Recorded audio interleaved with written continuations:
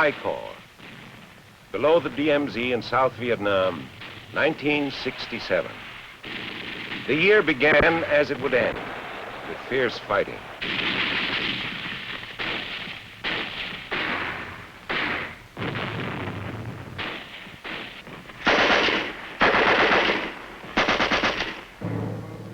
In February, right after the ceasefire for the Vietnamese New Year, the whole character of fighting changed.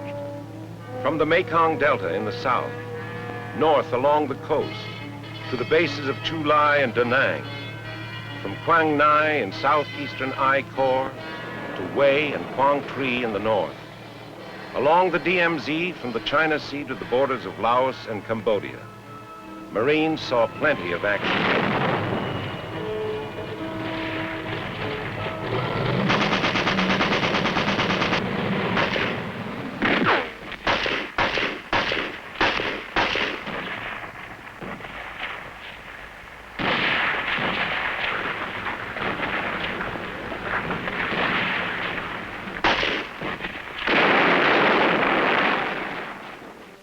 There were large-scale pitched battles, reminiscent of the Korean War.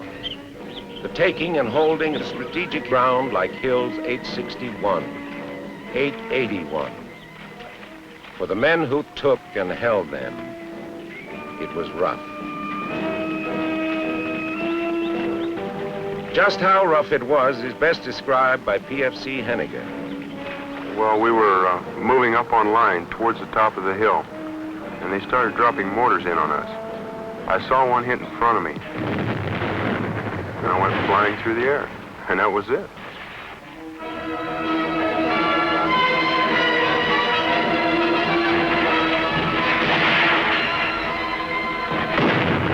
Golf Company, earlier situated on the crest of the hill, was trying to give the unit that was being hit some help.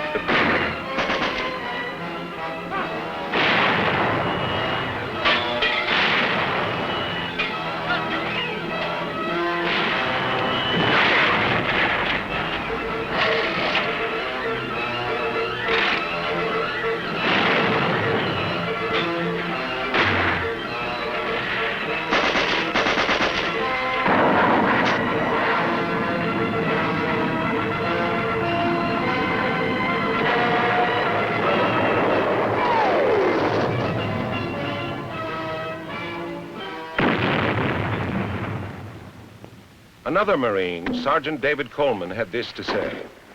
The NVA that were on the hill that day was just as well trained as we were, and they weren't going to run for nothing.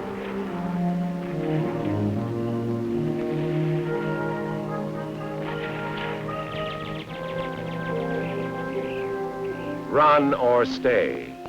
They could not hold their positions against the determined Marines. And so, on April 24th, the 3rd Division smashed attempts by the North Vietnamese Army to take the strategic hills of 861 and 881 near a place called Khe Sanh in the northwest corner of Vietnam.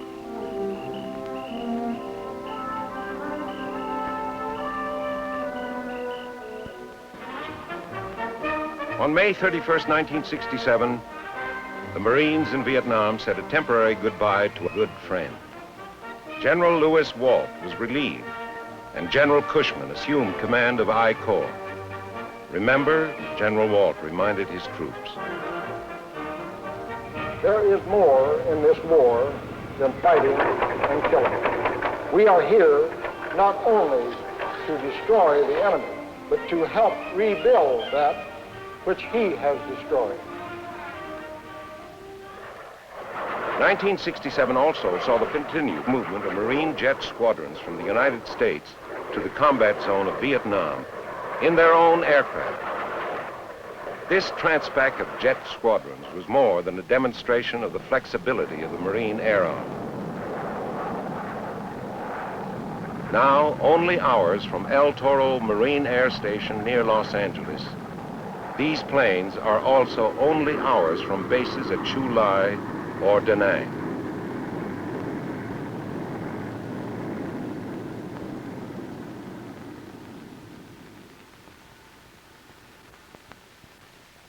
Angel of Mercy, and tireless workers.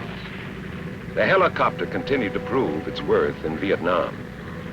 Because of these birds, operations deemed impossible a few years ago were carried out with comparative ease, and more Marines were able to come out of these operations alive.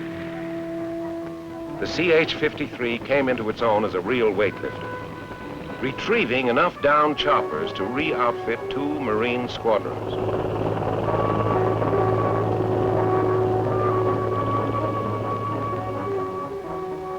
Throughout I Corps, the familiar sight of these jungle taxis meant beans and bullets to the Marine on the ground, and for so many, a second lease on life.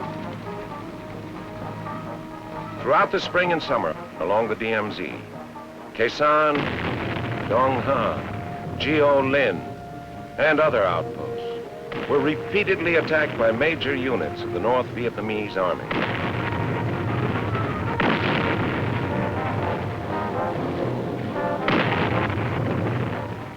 Con Tien symbolized not only the Leatherneck's traditional guts, it came to represent the whole of our determined stand throughout Vietnam.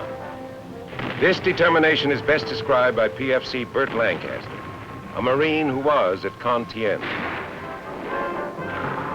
Well, we're here, and everybody wants to get back home. And you don't like seeing your friends hurt, killed. I just want to say we're over here for a cause, and I'm fighting for it. I wouldn't go home now even if I could. And that's the truth. I just believe in what we're fighting for. I wouldn't have it any other way by being somewhere else.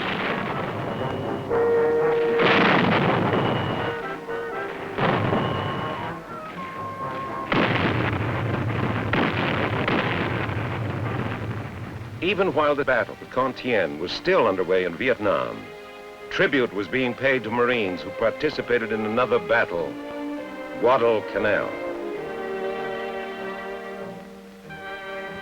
The 25th anniversary of this historic event occurred in August, and among those paying tribute was Sergeant Major Vuza, a fearless islander who saved the lives of many Marines.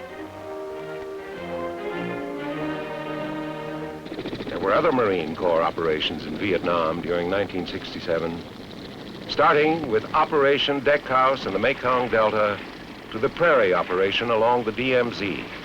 A list too long to be recited. A list not without its casualties.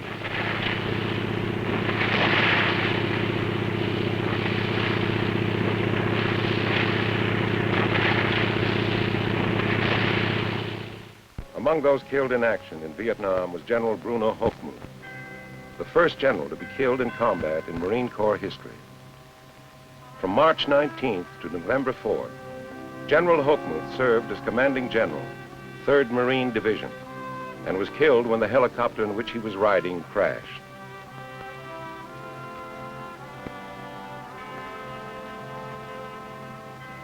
A distinguished chapter in Marine Corps history was closed when General Holland M. Howlin' Mad Smith died in San Diego on January 12th.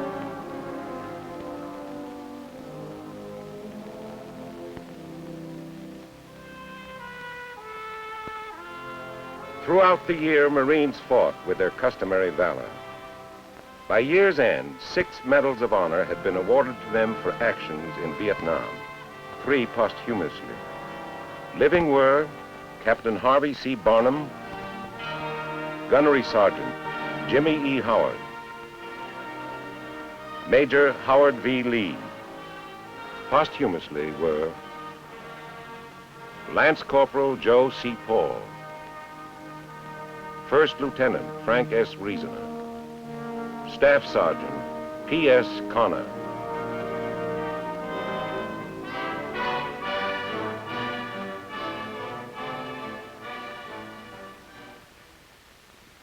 At home, there were other significant activities. Marine training increased in tempo and became more oriented toward the conflict in Vietnam.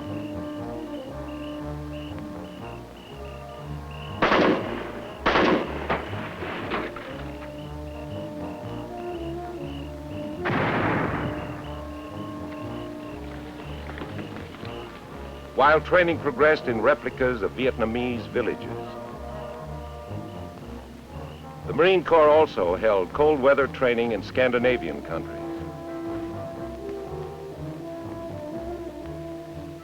Elsewhere around the world, Marines continue to meet our national commitments despite the demands of combat in Vietnam. Marine veterans from Vietnam also served at the United States Pavilion throughout Expo 67 in Montreal, Canada. President Johnson underscored the importance of the Marine Corps' role.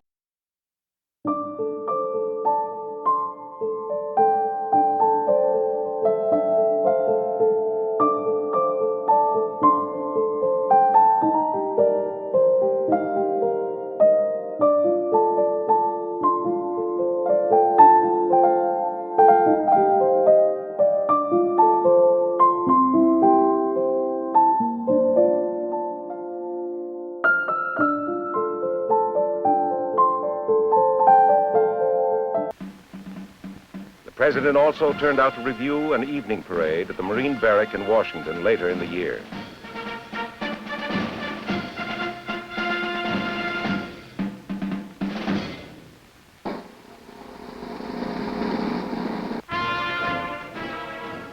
In December, Captain Charles Ross is a principal in the first White House wedding in 50 years.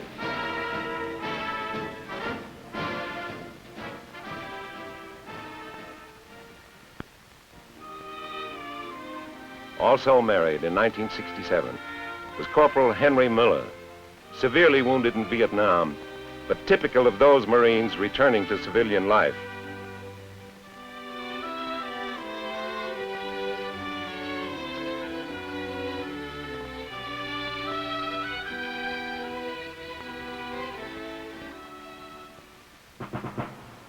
Over 70,000 Marines were on duty in Vietnam by year's end when General Wallace Greene turned over command of the Corps to General Leonard Chapman in the nation's capital. President Johnson had this to say about the retiring commandant. Under General Greene's inspiring guidance and dynamic leadership, the Marine Corps reached a high level of readiness and managerial efficiency during a period of worldwide tensions, conflicts, and challenges to the national security of the United States. The United States Marine Corps, in the 192nd year of its history, continued to carry out its mission.